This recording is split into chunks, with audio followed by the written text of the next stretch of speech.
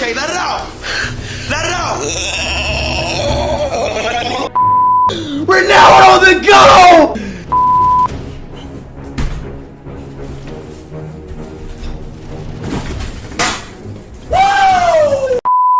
Fame comes fast, but for Darren Watkins Jr., better known as IShowSpeed, it came like a lightning bolt, chaotic, raw, unpredictable.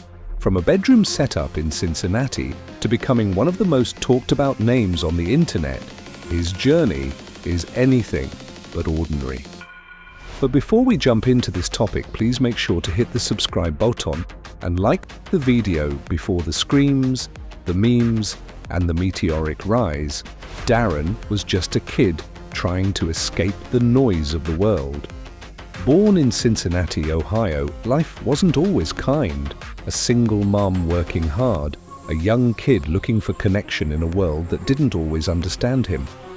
He started streaming in 2019. No audience, no hype, just raw energy. I had that one viewer, and that viewer made me keep going.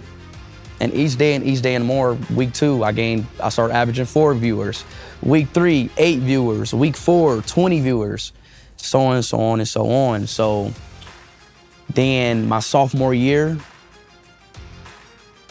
I kind of gave up on school. Right. I kind of gave up on school. I kind of gave up on everything that I had to my old life and just put everything onto my stream. I streamed every day. I didn't care about nothing else but YouTube, streaming. How did your parents take to that you had, like you said, you had given up on everything except streaming? I'm pretty sure they weren't as happy about this as you were. Yeah, that was bad. So as I was streaming, there was a clip that kind of blown up. It was on WarStar. You remember WarStar, right? It didn't go viral. It had like maybe 30,000 viewers. So my dad showed my mom, because my dad watches WarStar. My mom seen the video. She was like, what are you doing, blah, blah, blah. Why is everybody talking about you like online, blah, blah, blah. Because it was like hate comments. Mm-hmm. So she kicked me out. Kicked you out of where? No, she told me to quit. Yeah. Or I'm leaving, like, you know, or like, you can't do this in my house. So I'm like, I'm out. Really? Yeah, I was like, I'm out, you know, like I'm not about to stop. Like I was already averaging like 20 viewers. I had like 1,000 subs, 2,000 subs. Right. Like I'm already going. So I like, and once I start something, I'm not stopping. Right. So, give me a second. And so like once I start something, I'm not stopping. So boom, she kicked me out. I moved to my dad in Detroit. Then I kept going. My dad didn't really care. My dad let me. Shout out to my dad. Right. Shout out to my mom too. I still love my mom. She just didn't know what was going on. Right. But anyways, I kept going in Detroit, and I got here. Pretty much it. But my mom, she just now understood it maybe a year ago. Like she really accepted it about a year or 2 ago. So once you started doing it, you're gaining 1,000, 10,000, 20,000, 30, 40,000, and you become what you become. Slowly, things changed. People started watching. The chaos, it was addictive. By 2021, Speed had become a phenomenon. His content wasn't polished, it was real, outrageous, and most importantly, unforgettable. He didn't follow trends, he was the trend. But the chaos came with consequences, bans, backlash, accusations. The world that once loved him started turning on him. Was it too much? Was he too young for this kind of fame? Beneath the chaos was a kid growing into a man, from screaming into the mic to organizing charity streams, from being banned to being celebrated in stadiums. Speed evolved. Now, with millions of fans and global influence, Speed isn't just a streamer, he's a movement. Love him or hate him, you can't ignore him. My first big purchase was mainly probably just buy my mama house.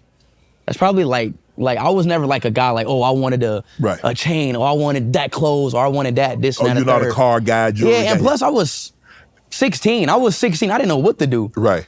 I didn't want a car because I didn't like to drive. I didn't want a chain because I just didn't want a chain. I didn't want clothes. I didn't want none of that. So I just kind of had money, you know. So what age you become a millionaire? When you were 16 when you became a millionaire? Oh. Because you say you started at 15 during COVID. No. I became a millionaire at early 17. Okay. No. Yes. No, 16. No, I was 16. Mm-hmm. But it was like I was about to turn 17. Mm-hmm. So now you got this influx of money. And you're like, damn, I'm 16 and a half, about to be 17, and I got more money than I could have possibly imagined just a year ago, let alone 5 years ago. I know. So what is that feeling like? If you want to be honest, it's kind of so crazy, you know, when I think back on it, but I was genuinely, as a 16-year-old kid, I was just so locked in, like just on my craft. Right. I just didn't really take a realization on the position that I was in as a 16-year-old kid, you know? And right now I'm still locked in, but now when I think back on it, like, damn, I was 16, I was a junior, had all this money, blah, blah, blah, but, you know, I was just locked in, you know? I didn't really take that into consideration, really. Let me go back. Speedno is one of the youngest content creator who lived the life that they dream of because he lived in his multi-million villa home and traveled to every country that he want to travel to.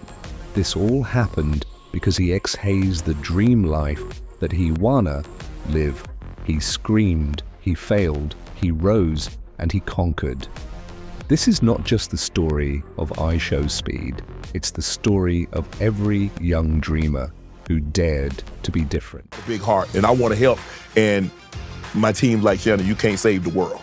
Exactly, that's true, but if you run it, my thing is, if you run into somebody and you know you got it, you know, it don't matter if it's a supporter, if somebody asks you, yo, you know, I want to feed, like I was just walking down in Michigan. Some dude was walking down, yo, I want to feed my daughter some ramen noodles, blah, blah. Gave him like 200 ball, you know, like just, I'm talking about stuff like that. I get it. We can't save the world. Right. But if somebody need it, if somebody need help, give them that. And plus if you got it. Right. You know, so I try to I'm always sending people money. I'm always sending people money just to help out, and it comes to family, friends, supporters, anything. It's just. Is it hard for you to say no? No, it's not. You know, obviously I ask what you need it for. You're not about to just, but no, it's not hard for me to say no. Want to join Club Shay Shay? Become an official member by hitting that subscribe button, where you never know who's going to be joining us for drinks and conversation. Don't be late to the party because you know we like to do something before two something.